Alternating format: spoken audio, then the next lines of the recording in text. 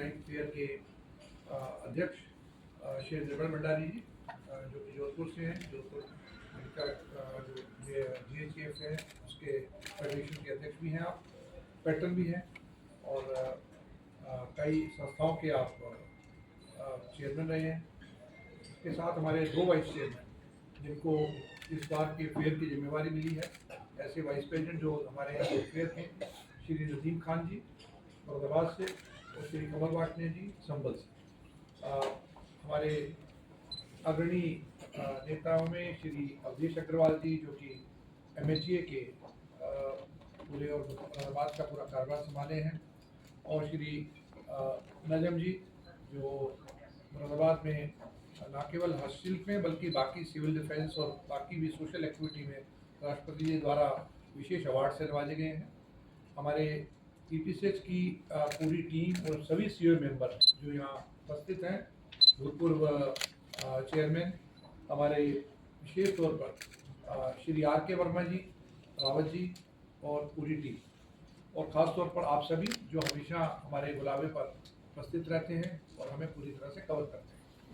सबसे पहले हम आपको कल से होने वाले 16 से 19 अप्रैल का जो हमारा ISGF दिल्ली फेयर है उसके लिए न्योता देते हैं।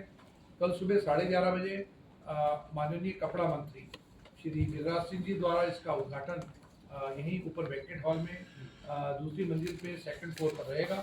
आप सभी से अनुरोध है कि आप समय पर पधारें और माननीय मंत्री जी को और कार्यक्रम को और हमारे ISGF को पूरी तरह से कवर करें।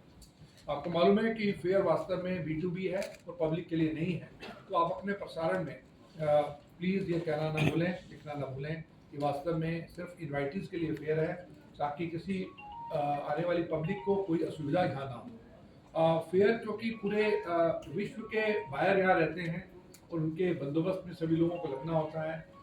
लगभग 110 से अधिक देशों के प्रतिनिधि यहाँ उपस्थित होंगे। ऐसे में पूरे भारत के सभी प्रांतों से, सभी डिस्ट्रिक्ट से यहाँ पर उत्पाद का यहाँ प्रदर्शन किया गया है। ऐसे में लगभग हस्तशिल्प से जुड़े हुए 25,000 उत्पादों का यहाँ पर प्रदर्शन हो रहा है, और ऐसे अलग अलग प्रोडक्ट्स को लेने के लिए तमाम दुनिया के आयातक जो हैं वो यहाँ पधार रहे हैं। पहले भूतपूर्व में ही 1994 में जब हमने 94 में फेयर शुरू किया था, मात्र 200 लोगों के साथ, आज ये बढ़कर के करीब 3200 लोगों का नंबर इसमें आ गया है। और 3200 लोग, जैसे कि हमारे अवधेश जी ने बताया, उसके पीछे लाखों की तादाद में उनके कारीगरों का यहाँ पर जो है इस फेयर के मार्फत ही उनके ऑर्डर से उनका जीवन यापन चलता है। तो हम हैंडीक्राफ्ट सेक्टर की एक रीढ़ की हड्डी हैं, इसलिए हमारे लिए ISGF फेयर बहुत इंपॉर्टेंट है। आज पूरे फेयर में अभी से जब तक हम बात कर रहे हैं, हमारे सभी जो अग्रणी नेता हैं, इन्होंने विशेष तौर पर जो अमेरिका का जो इस समय प्रकरण सब जगह चल रहा है उसके बारे में आपके सामने बात रखी। उसका विशेष कारण ये है कि हमारे पूरे निर्यात का 36% टोटल एक्सपोर्ट्स का वो अकेले एक ही मार्केट को जाता है, जो कि विश्व की सबसे बड़ी कंज्यूमर मार्केट है, जिसका नाम यूनाइटेड स्टेट्स ऑफ अमेरिका है। यही कारण है कि हम सब लोग अमेरिका के इस प्रकरण को लेकर के अपने अपने विचार रख रहे हैं, और जबकि सब लोग, हम सब संभावनाओं की बात कर रहे हैं। हमें या हमारे देश के किसी भी व्यक्ति को या पूरे विश्व में किसी भी व्यक्ति को मालूम नहीं है कि कल क्या होने वाला है, लेकिन हम लोग क्योंकि एक भारतीय परंपरा के अनुसार हमेशा आशावादी रहे हैं, और उस आशावादी जीवन के हिसाब से हमें सब कुछ आगे आने वाला समय एक अच्छा दिख रहा है, ग्रीन पास्चर दिख रहे हैं। और ये ग्रीन पास्चर को अगर मैं पूरी तरह से बताना चाहूँ तो EPCH ने ये सारा मुद्दा मात्र भगवान पर या मात्र अमेरिका के डिसीजंस पे नहीं छोड़ा है। हमने इसके बारे में बड़ी एक स्ट्रेटेजिक हमने एक रणनीति तैयार की है। उस रणनीति को मैं थोड़ा सा आपके सामने रखना चाहूँगा। हमारे भारत से लगभग 189 कोड, 179 HS कोड, क्योंकि जितने भी प्रोडक्ट हैं, जो मैंने कहा 25,000 प्रोडक्ट हैं, ये सभी प्रोडक्ट्स को किसी न किसी कैटेगरी में डाला जाता है, यानी किसी न किसी प्रोडक्ट में आते हैं। फर्नीचर का एक HS कोड होता है, उसमें 4 या 5 हो सकते हैं, टेबल अलग है, फर्नीचर अलग है। ऐसे ही मेटल का एक अलग प्रोडक्ट बनता है, उसका HS कोड अलग है। ऐसे में हस्तशिल्प निर्यात के HS कोड अपार हैं, बहुत ज़्यादा है, बाकी से काउंसिल के पास इतने नहीं है। तो 179 एचएस कोड के बीच में हम लोग पूरा विश्व को निर्यात करते हैं, अमेरिका को अकेला निर्यात नहीं करते। तो ऐसे में इन 179 एचएस कोड को हमने एक कंसल्टेंट्स के जरिए बड़ी एक लोगों को लगा करके तुरंत इसके ऊपर पूरी स्टडी की है कि इन एचएस कोड के प्रोडक्ट्स कहाँ जा रहे हैं और किस किस जरिए से अमेरिका के जो अब नए जो टैरिफ आए हैं उस पर हमारा क्या उस पर असर है। हमने ये असर मात्र ये नहीं देखा कि भारत से जाने पर वहाँ क्या असर है, क्योंकि मुद्दा सारा ये है कि हमारा बायर जो है वो बायर नहीं है, हमारा बायर सेलर है, यानी कि वो जो हमसे खरीदेगा वो आगे बेचेगा। जब वो हमारे से खरीदेगा और वो बेचेगा तो उसको ये देखना है उसके हाथ में उस वस्तु की कितने की वो उसके हाथ में आकर के प्रोडक्ट पड़ रहा है। तो वास्तव में देखा जाए तो इंपोर्ट ड्यूटी जो वहाँ लगेगी वो उसके हाथ में आने के बाद में वहाँ के कंज्यूमर को पे करनी है, वो भारत के कंज्यूमर को पे नहीं करनी है। तो ऐसे में हमें बहुत ज़्यादा चिंता का विषय नहीं होना चाहिए। हमारी चिंता का विषय दो कारण से है।